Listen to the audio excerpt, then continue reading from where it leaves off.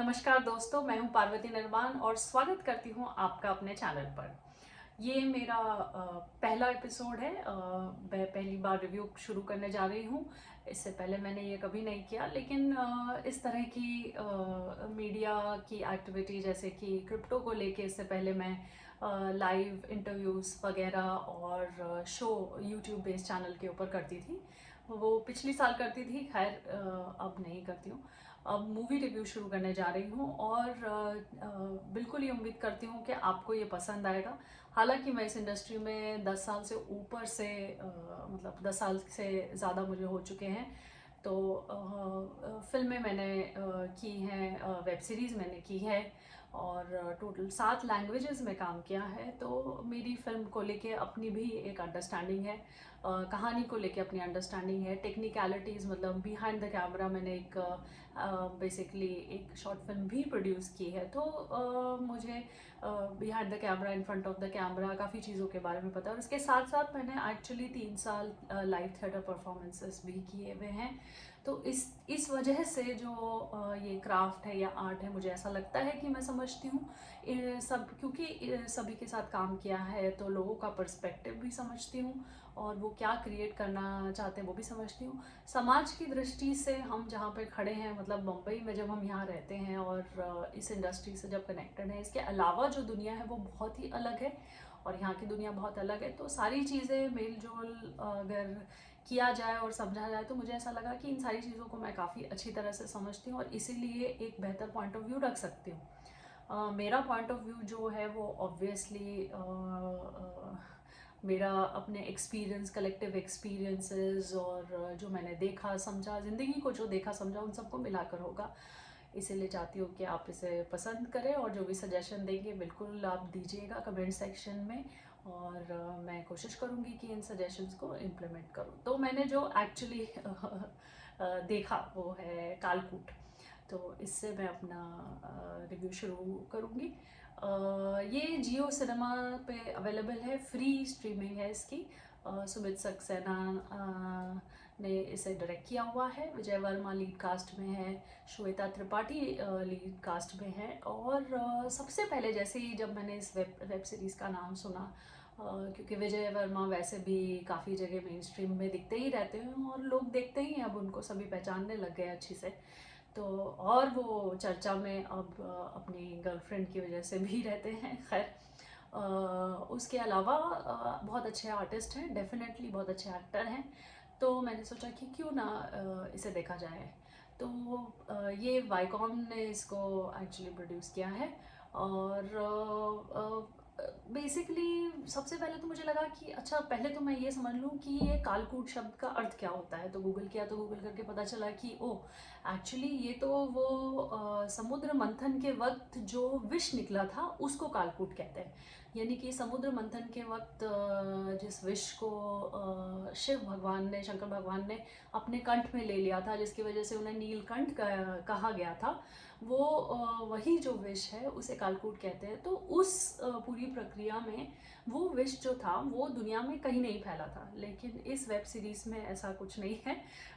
जो मैंने देखा उससे पता चला कि वो विष हर जगह फैल गया है। तो मुझे वो रेलेवेंस समझ नहीं आया, क्योंकि आप वो नाम ले रहे हैं तो सिर्फ एक फैंसी या अच्छा सुनाई दे या कुछ अलग सुनाई दे इसके लिए मत लीजिए।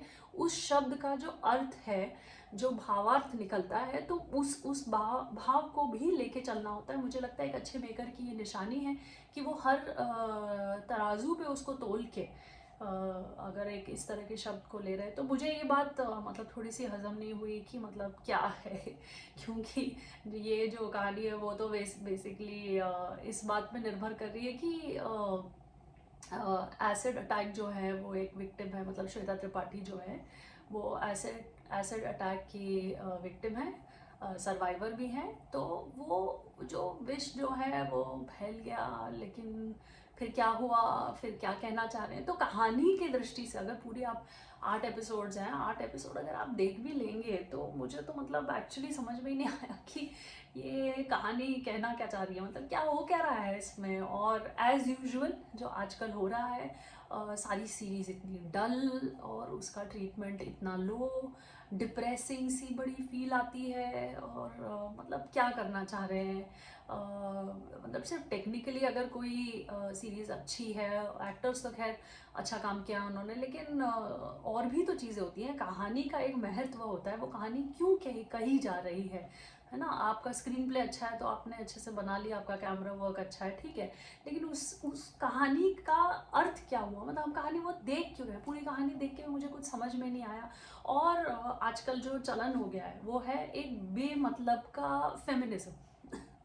मुझे समझ में नहीं आता फेमिनिज्म का झंडा लेके हर कोई क्यों बस घूम रहा है। अरे फेमिनिज्म को आप एकदम कोर से समझिए, हर जगह हर पॉइंट में हर जगह सिर्फ यही बताना है फेमिनिज्म फेमिनिज्म फेमिनिज्म, औरतों पे अत्याचार हो रहे हैं, औरतों पे, अरे इतने अत्याचार हो रहे हैं, मतलब आप ऐसा कहने की कोशिश कर रहे हैं कोई खुशी नहीं है, कोई घर में कोई औरत खुशी नहीं है, चाहे वो मतलब माँ हो तो भी दुखी है। विजय वर्मा की जो माँ है वो भी एक कटाक्ष बोल देती है ना, पूछ पूछ के, मतलब वो पूछ रहा होता है, चिढ़ जाती है। जो माँ है सीमा विश्वास ने प्ले किया है, वो पूछती है अपने बेटे को, विजय वर्मा उनका बेटा है, तो पूछती हैं कि ये क्या करूँ वो क्या करूँ, ऐसे बार बार बार बार पूछती है और ये चिढ़ जाता है। तो उस पर फिर वो रिप्लाई करती है, कटाक्ष देती है कि भाई मुझे तो पूछने की आदत है भाई। तो वो भी दुखी है ना। श्वेता त्रिपाठी, वो तो एसिड अटैक हो गई है तो बेचारी विक्टिम हो गई, तो वो वैसे दुखी है, उसकी बहन वैसे दुखी है, जो फादर है वो समझते नहीं है, फैमिली दुखी है।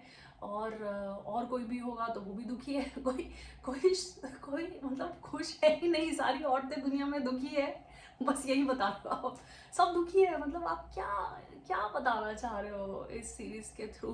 कोई खुशी नहीं है, सब लोग दुखी होते हैं, हमारे समाज में सारे परिवार दुखी हैं, बकवास हैं, बेकार हैं। मतलब हद है, हद है। मुझे बिल्कुल भी ये बात अच्छी नहीं लगी, क्योंकि इसी की वजह से काफ़ी रिपल्शन फैमिलीज़ में पैदा होता है। मुझे लगता है कि ये एक सोची समझी जो आजकल डिस्कशन भी चल रहा है, वोकिज्म पर डिस्कशन चलता है, तो हमारी अपनी जो सभ्यता है, संस्कृति है, परिवार में ठीक है मनमुटाव होते हैं, सभी के घरों में होते हैं, हम सब एक दूसरों की बातों से 100% अग्री नहीं करते, सबके अपने स्ट्रेसेस हैं, अपनी लाइफ है, लेकिन ऐसा नहीं है कि सब मूल तौर पे सब के सब दुखी हैं और सब मतलब सारे आदमी बेकार हैं। और वो सिर्फ या तो जानबूझ के अनजाने, लेकिन वो औरत के साथ गलती कर रहे हैं। तो ये जो पूरी भावना इस सीरीज से आती है वो मुझे बिल्कुल बिल्कुल बिल्कुल भी अच्छी नहीं लगी। और इस तरह की चीज़ें जो मतलब आने वाली जनरेशन को आप दिखा भी रहे हो, तो मुझे लगता है कि ये कोई अच्छी अच्छी वो नहीं है। मतलब आपस में मिलजुल के आगे बढ़ने के बजाय आप परिवारों को तोड़ने का काम कर रहे हैं, ऐसा आपको नहीं करना चाहिए, जो कि इस सीरीज से बहुत अच्छी तरह से निकल के आता है। और कैसे आप जुड़ेंगे, आप जुड़ेंगे इस बात से कि भाई, जैसे मुझे बड़ा ही अजीब लगा, it was not convincing at all, it was very awkward. That is एक सीन है उसमें कि जो फादर हैं तिग्मांशु धूलिया, उनकी सिर्फ फ़ोटो यूज़ की गई है विजय वर्मा के।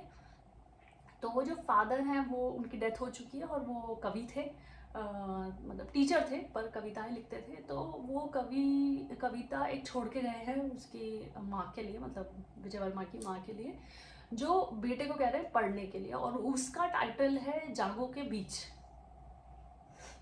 आप बताइए मैं क्या बोलूँ, मतलब मैं इस सिचुएशन को कैसे इमेजिन करूँ, कैसे जानूँ। मतलब ये चाहते हैं कि फैमिलीज़ में मतलब लोग इस तरह से बात करना शुरू कर दें, मुझे तो नहीं समझ में आ रहा कि इस तरह से बात करना चाहिए।